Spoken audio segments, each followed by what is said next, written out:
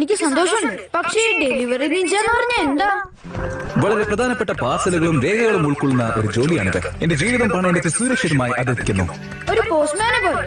അല്ല, അത് തീർത്തും വ്യത്യസ്തമാണ്. പോസ്റ്റ്മാന്റെ ജീവിതത്തിന് ആപത്തൊന്നുമില്ല, പക്ഷേ ഞങ്ങളുടേതിലുണ്ട്. എനിക്ക് മനസ്സിലായി. അപ്പൊ നിങ്ങൾ ജീവൻ പണയം വെക്കുന്ന ഒരു പോസ്റ്റ്മാനാണ്. നിന്നെ ഞാൻ രണ്ടായി കാണുന്നത്.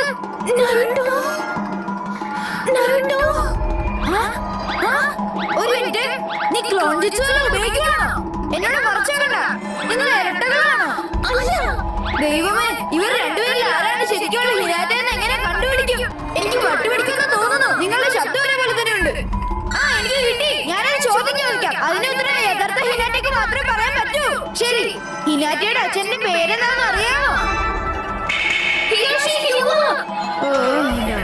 അത് ഫലിച്ചില്ല. എന്റെ ചോദ്യം അത്ര പ്രയാസമുള്ളതായിരുന്നില്ല. കാരണം ഹിനാറ്റയുടെ അച്ഛന്റെ പേര് എനിക്കറിയില്ല. അപ്പൊ ഇത് സുരക്ഷിതമല്ല.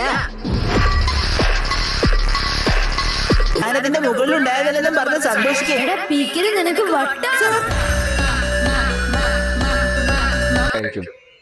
നിങ്ങൾക്ക് എല്ലാവർക്കും അറിയാവുന്നതുപോലെ ഈ കരിങ്കല്ലിനുള്ളതിലെല്ലാം പഴയ ഹൊക്കാഗെയുടെ ശില്പങ്ങളാണ്. ഇടത്തു നിന്ന് തുടങ്ങുന്നു.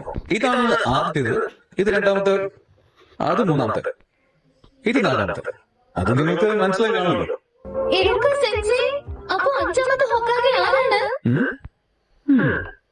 അത് ഇതുവരെ തീരുമാനിച്ചിട്ടില്ല. ഒരുപക്ഷെ അത് നിങ്ങളുടെ ഫേവറേറ്റ് ടീച്ചറാണോ? ചരിത്രത്തിന്റെ ക്ലാസ് രസകരമാക്കാൻ വേണ്ടി അവസരത്തിനൊത്ത് തമാശ പറയുകയായിരിക്കും അല്ലേ രൂപ?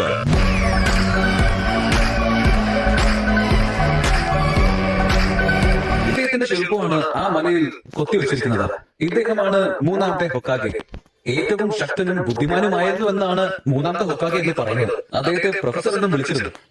അല്ല, നിങ്ങൾ ശരിക്കും ശക്തനാണോ? അതെ, നിർത്ത.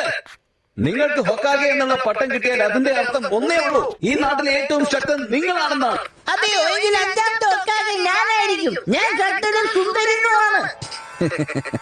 ഇപ്പോഴുള്ള മാർക്കിന് നിനക്കത് സാധ്യമല്ല.